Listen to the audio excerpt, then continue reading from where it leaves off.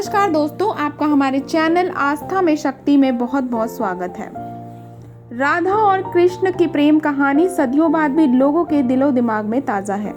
एक ऐसा प्रेम जिसमें किसी ने कृष्ण भक्ति की राह देखी तो किसी ने इस कहानी को विरह का गीत समझकर गुनगुनाया।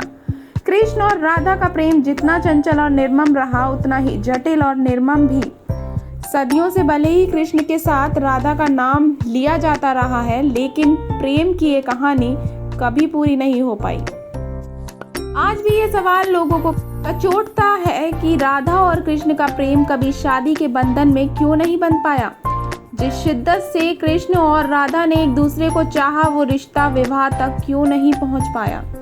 क्यों संसार की सबसे बड़ी प्रेम कहानी विरह का गीत बनकर रह गई। क्या वजह है कि राधा से सच्चे प्रेम के बावजूद कृष्ण ने रुक्मणी को अपना जीवन साथी चुना था। उनकी कुल 8 पत्नियों का जिक्र मिलता है, लेकिन उनमें राधा का नाम नहीं है। इतना ही नहीं, कृष्ण के साथ तमाम पुराणों में राधा का नाम नहीं मिलता है। राधा का अंतिम समय कहाँ बीता और किन हालात में राधा ने जीवन के अंतिम क्षण बिताए, जिस राधा को कृष्ण की परछाई समझा जाता था, उसका क्या हुआ, ये सब एक रहस्य बन चुका है। राधा का नाम भगवत गीता से लेकर महाभारत तक कभी नहीं मिलता।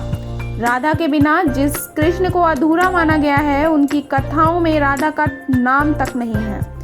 इन रहस्यों को समझने के लिए उनके धरती पर उतरने की वजहों को जानना होगा।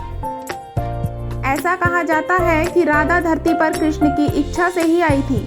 भादों के महीने में शुक्ल पक्ष की अष्टमी के अनुराधा नक्षत्र में रावल गांव के एक मंदिर में राधा ने जन्म लिया था। यह दिन राधा अष्टमी के नाम से मनाया जाता है। कहते हैं जन्म के 11 महीनों तक राधा ने अपनी आंखें नहीं खोली। कुछ दिन बाद वो बरसाने चली गई, जहां पर आज भी राधा रानी का महल मौजूद है। राधा और कृष्ण की पहली मुलाकात भांडेर वन में हुई थी। नंद बाबा यहाँ गाय चराते हुए कान्हा को गोद में लेकर पहुंचे थे। कृष्ण की लीलाओं ने राधा के मन में ऐसी छाप छोड़ी कि राधा का तन मन श्याम रंग में रंग गया। कृष्ण राधा की नजरों से ओझल क्या होते, वो बेचैन हो जाती।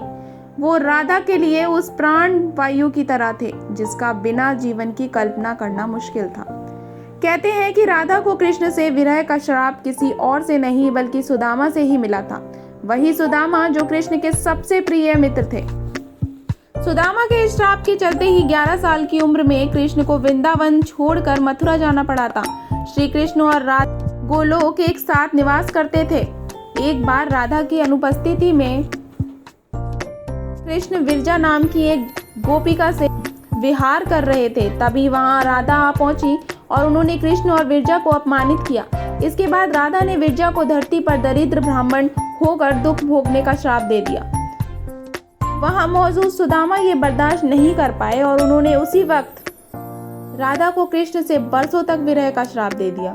100 साल बाद जब वे लौटे, तब बाल रूप में राधा कृष्ण ने यशोदा के घर में प्रवेश किया। वहां रहे और बाद में सबको मोक्ष देकर खुद भी गोलोक लौट गए। कृष्ण की होकर भी उसकी ना हो पाने का मलाल राधा को हमेशा रहा। अंतिम समय में जब राधा ने खुद को अपनी अर्धांगिनी ना बनाने का कारण राधा ने पूछा था, तो कृष्ण वहां से बिना कुछ कहे चल पड़े। राधा क्रोधित हो गई और चिल्लाकर ये सवाल दोबारा किया। राधा के क्रोध को देख कृष्ण मुड़े तो राधा भी हैरान रह गई। कृष्ण राधा के रूप में थे। राधा समझ गई कि वो भी कृष्ण ही है और कृष्ण ही राधा है। दोनों में कोई फर्क नहीं है। राधा कृष्ण की ना होकर आज भी उनके साथ पूजनीय है। राधा कृष्ण के प्रेम की ये कहानी अधूरी होकर भी अमर है। हमारे चैनल के साथ बने रहने के लिए हमारी वीडियो को लाइक कीजिए, शेयर कीजिए, सब्सक्राइब कीजिए और बेल आइकन को दबाना बिल्कुल ना भूलें।